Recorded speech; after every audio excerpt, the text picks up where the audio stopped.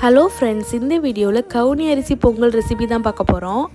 So இதுக்கு நான் over night கவுனி அரிசியை ஊற வச்சுருந்தேன். இப்போ ஊற வச்ச தண்ணியோடு சேர்த்து எக்ஸ்ட்ரா ஒரு 3 டம்ளர் தண்ணி வச்சு ஒரு 5 விசில் வச்சுருந்தேன். ஃபஸ்ட்டு அந்த 5 விசில் வச்ச டைமில் நான் வெல்லம் போட்டு அதுக்கான பாகெல்லாம் காய்ச்சி வச்சாச்சு.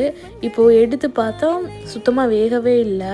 திருப்பியும் ஒரு 3 விசில் வச்சு அகெயின் செக் பண்ணி பார்க்கும்போது தான் அது வெந்திருந்தது. ஸோ 8லேருந்து 9 விசில் வரையும் வைக்கணும் நம்ம ஊற வச்சுருந்தாலும். அப்புறம் அந்த பாகை ஊற்றிட்டு துருவி வச்சு அந்த தேங்காயும் போட்டு நல்லா மிக்ஸ் பண்ணியாச்சு.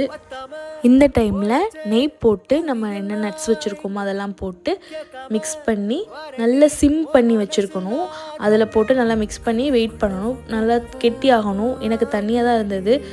இது ரொம்ப ஹெல்தி, ரொம்ப ஒரு ட்ரெடிஷ்னலான ஒரு டிஷ்ஷு. ஸோ எல்லோரும் ட்ரை பண்ணி பார்த்துட்டு சொல்லுங்கள். நீங்கள் ட்ரை பண்ணியிருந்தாலும் சொல்லுங்கள். தேங்க்யூ.